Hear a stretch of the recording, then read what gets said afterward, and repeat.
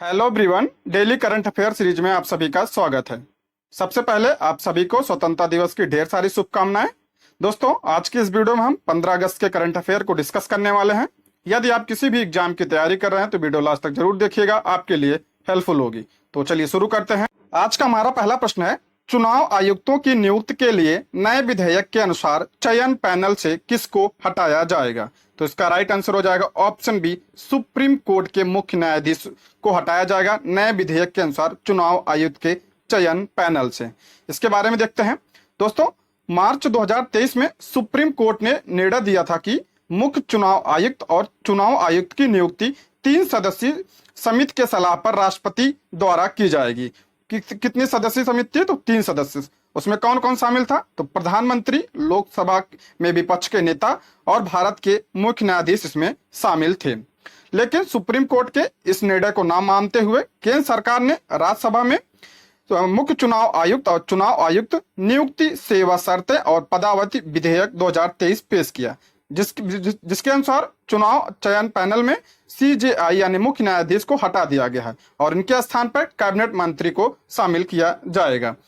और इस जो नया चैनल है इसमें कौन कौन शामिल है? प्रधानमंत्री, लोकसभा में विपक्ष के नेता, कैबिनेट मंत्री इसमें शामिल है। आप इसको ध्यान रखिएगा। अब इसमें इसके तहत कुछ और प्रावधान किए गए हैं, देख लेते हैं। मुख्य चुनाव आयुक्त और चुनाव आयुक्त का कार्यकाल 6 वर्ष या 65 वर्ष की आयु जो पहले पूरा हो, और चुनाव आयुक्त का वेतन जो है कैबिनेट सचिव के समान होगा। विधेयक में कहा गया है कि मुख्य चुनाव आयुक्त और अन्य चुनाव आयुक्त दोबारा नियुक्त के पात्र नहीं होंगे। इसको ध्यान रखिएगा, ये दोबारा जो है नियुक्त नहीं किए जा सकते। अगर हम भारत के निर्वाचन आयोग की बात करें तो यह एक संवैधानिक निकाय है। इसकी स्थापना कब हुई थी? 25 जनवरी 1950 को इसकी स्थापना हुई थी, इसलिए 25 जनवरी को मतदाता दिवस मनाया जाता है। इसको भी ध्यान रखिएगा। वर्तमान में मुख्य चुनाव आयुक्त कौन है? तो राजीव कुमार है। और अन्य चुनाव आयुक्त कौन है? तो अनूप पांडे और अरुण गोयल। ध्यान रखिए, इसमें एक जो है मुख्य चुनाव आयुक्त होते हैं और 2 जो है चुनाव आयुक्त होते हैं। टोटल 3 सदस्यीय पैनल है ये। संविधान के भाग 15 के अनुच्छेद 324 से अनुच्छेद 329 तक निर्वाचन आयोग से संबंधित प्रावधान है। किस भाग में? भाग 15 में, और अनुच्छेद 324 से 329 तक। और संसद, राज्य विधानसभा, राज्य विधान परिषदों, राष्ट्रपति, उपराष्ट्रपति के चुनावों के लिए भारत निर्वाचन आयोग जिम्मेदार है। यानी संसद, विधानसभा और विधान परिषद, राष्ट्रपति, उपराष्ट्रपति का चुनाव कौन करवाता है? तो निर्वाचन आयोग करवाता है। इसको भी ध्यान रखिएगा। अगला प्रश्न है, हॉकी एशियन चैंपियनशिप ट्रॉफी 2023 का खिताब किसने जीता है? तो इसका राइट आंसर हो जाएगा ऑप्शन बी, भारत ने हॉकी एशियन चैंपियनशिप ट्रॉफी 2023 जीता है। किसको हराकर? तो मलेशिया को 4-3 से हराकर यह खिताब जीता है। और ये जो फाइनल मुकाबला हुआ था ये कहां पे हुआ था? तो चेन्नई के मेयर राधाकृष्णन स्टेडियम में खेला गया। और भारत यह चौथी बार ट्रॉफी जीता है। इससे पहले 2011 में, 2016 में, 2018 में भारत जीत चुका है। ठीक है, अब की बार कौन सा है? तो चौथा है। और हॉकी एशियन चैंपियनशिप ट्रॉफी 2023 का आयोजन कहाँ हुआ? तो 3 से 12 अगस्त तक चेन्नई में इसका आयोजन किया गया। दोस्तों, हमारे साथ जुड़े रहने के लिए प्लीज चैनल को सब्सक्राइब कर लीजिए, और अगर आपको वीडियो पसंद आती है तो लाइक, शेयर और कमेंट भी कीजिए। इसमें और आगे देखते हैं। इस ट्रॉफी में शीर्ष स्कोरर भारत के कप्तान हरमनप्रीत सिंह रहे, जिन्होंने 8 गोल जो हैं मारे हैं। और इस ट्रॉफी में भारत, मलेशिया, जापान, दक्षिण कोरिया, पाकिस्तान और चीन की टीमों ने हिस्सा लिया था। ये है हरमनप्रीत सिंह। अगला प्रश्न है, किस राज्य में देश के पहले यूनिटी मॉल बनाए जाने की घोषणा हुई? तो उसका राइट आंसर हो जाएगा ऑप्शन बी, मध्य प्रदेश में देश का पहला यूनिटी मॉल बनाया जाएगा। आप इसको ध्यान रखिएगा क्योंकि पहला है तो बहुत ही इंपॉर्टेंट है। और आगे देखते हैं इसके बारे में।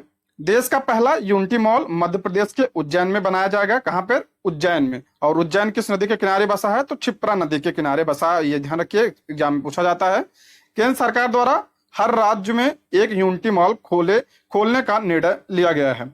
यूनिटी मॉल 1 डिस्ट्रिक्ट 1 प्रोडक्ट हस्तशिल्प उत्पाद एवं स्थानीय उत्पादों के प्रमोशन एवं बिक्री के लिए 1 स्टॉप प्लेस के रूप में कार्य करेगा। यानी यहाँ पे जो है हस्तशिल्प उत्पाद और स्थानीय उत्पादों की बिक्री की जाएगी। इसके निर्णय के लिए वित्त मंत्रालय, भारत सरकार द्वारा 284 करोड़ रुपए प्रदान की स्वीकृति दी गई, यानी 200, इसका लागत कितना है 284 करोड़। यह स्वीकृति भारत की scheme of special assistance to state for capital investment 2023-24 के तहत प्रदान की गई। आप इसको ध्यान रखिएगा। अगला प्रश्न है, जमीनी स्तर से 150 मीटर ऊपर पवन ऊर्जा के मामले में देश का शीर्ष राज्य कौन सा है? तो इसका राइट आंसर हो जाएगा, कौन सा है? तो इसका राइट आंसर हो जाएगा ऑप्शन ए, राजस्थान जो है। ध्यान रखिए 150 मीटर पूछा गया, ठीक है, तो इसका राइट आंसर हो जाएगा ऑप्शन ए, राजस्थान। इसके बारे में बात करते हैं। जमीनी स्तर से 150 मीटर ऊपर पवन ऊर्जा की क्षमता में राजस्थान पहले स्थान पे, उसके बाद गुजरात, उसके बाद महाराष्ट्र, उसके बाद कर्नाटक और आंध्र प्रदेश उसके बाद। और जो अगर पूछा जाए जमीनी स्तर से 120 मीटर, इसमें कौन है? तो गुजरात इसमें पहला स्थान है गुजरात का, राजस्थान दूसरा स्थान, कर्नाटक, महाराष्ट्र और आंध्र प्रदेश इसके बाद हैं। और देख लेते हैं, अप्रैल 2023 तक 42.8 गीगावाट तटीय पवन की स्थापित पवन ऊर्जा क्षमता के साथ भारत, चीन, संयुक्त राज्य अमेरिका और जर्मनी के बाद विश्व स्तर पर चौथे स्थान पे है। तो पवन ऊर्जा के मामले में भारत कौन सा स्थान है भारत का? तो भारत का चौथा स्थान है। दोस्तों, अगर आप इसका पीडीएफ चाहते हैं तो ज्वाइन कीजिए हमारे टेलीग्राम चैनल को, जिसका लिंक आपको डिस्क्रिप्शन बॉक्स या कमेंट बॉक्स में मिल जाएगा। चलिए आगे देखते हैं। अगला प्रश्न है, अटल इनोवेशन मिशन और नीति आयोग ने किसके सहयोग से national space innovation challenge 2023 launch किया है? तो इसका राइट आंसर हो जाएगा ऑप्शन ए, इसरो के सहयोग से जो है नेशनल स्पेस इनोवेशन चैलेंज 2023 को लॉन्च किया गया है। किसके द्वारा? अटल इनोवेशन मिशन और नीति आयोग के द्वारा। अटल इनोवेशन मिशन और नीति आयोग ने इसरो के सहयोग से national space innovation challenge 2023 launch किया है। नेशनल स्पेस इनोवेशन चैलेंज 2023 स्कूली छात्रों के लिए शुरू किया गया है। ये 1 से 5 के छात्रों के लिए शुरू किया गया है। इसका उद्देश्य क्या है? इसका उद्देश्य बच्चों को नवाचार दिखाना और आधुनिक अंतरिक्ष प्रौद्योगिकी की समस्याओं को हल करने में सक्षम बनाने का अवसर देना है। अगर हम बात करते हैं इसरो की, तो इसरो की स्थापना कब हुई थी? तो 5 अगस्त 1969 को इसकी स्थापना हुई थी। यह भारत की राष्ट्रीय अंतरिक्ष एजेंसी है और इसका मुख्यालय कहाँ है? तो बेंगलुरु में इसका मुख्यालय है। वर्तमान में अध्यक्ष कौन है? एस सोमनाथ वर्तमान में इसके अध्यक्ष हैं। और संस्थापक कौन थे इसके? विक्रम साराभाई। अगर हम बात करते हैं नीति आयोग की, तो नीति आयोग की स्थापना कब हुई थी? तो 1 जनवरी 2015 में इसकी स्थापना हुई थी। किसकी? नीति आयोग की। अगला प्रश्न, विभाजन विभीषिका दिवस स्मृति दिवस कब मनाया जाता है? तो इसका राइट आंसर हो जाएगा 14 अगस्त को विभाजन विभीषिका स्मृति दिवस मनाया जाता है। इस दिन क्यों मनाया जाता है? क्योंकि 14 अगस्त 1947 को जो है भारत का विभाजन हुआ था और पाकिस्तान जो है अलग देश बना था। इसी की याद में जो है इसको मनाया जाता है। हर साल 14 अगस्त को विभाजन विभीषिका स्मृति दिवस मनाया जाता है। और इसकी घोषणा कब की गई थी? तो 2021 में पीएम नरेंद्र मोदी ने इसकी घोषणा की थी। पीएम नरेंद्र मोदी ने कहा था, देश के बंटवारे के दर्द को कभी भुलाया नहीं जा सकता। नफरत और हिंसा की वजह से हमारे लाखों भाइयों और बहनों को विस्थापित होना पड़ा और अपनी जान गंवानी पड़ी।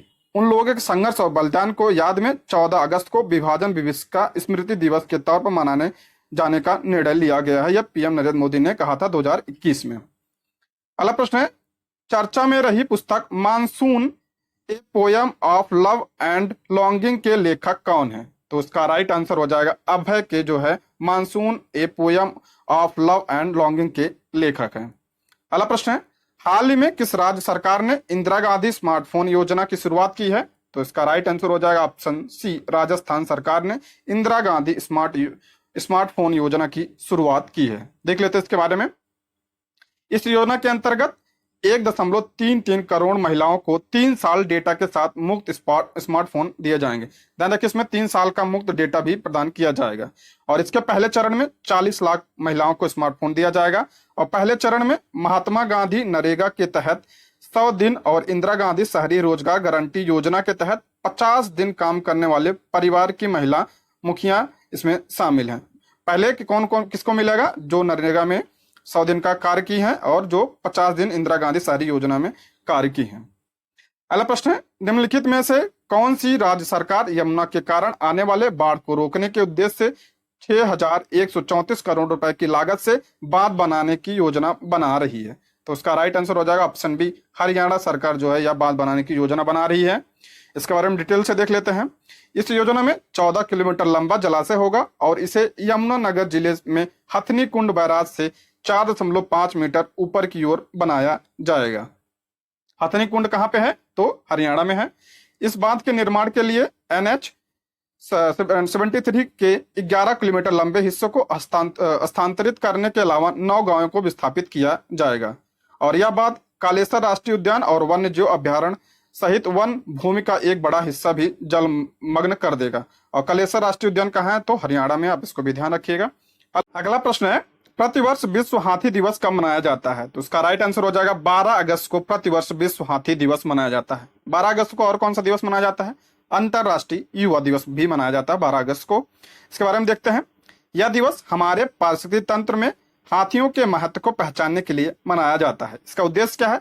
हाथियों की सुरक्षा, उनके निवास स्थलों के संरक्षण और उनके संरक्षण से जुड़े मुद्दों पर जागरूकता बढ़ाना इसका उद्देश्य है।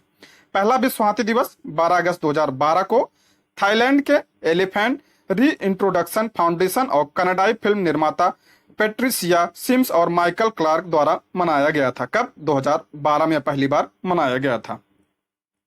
दोस्तों, ये रहे आज के प्रश्न। Thank you for watching.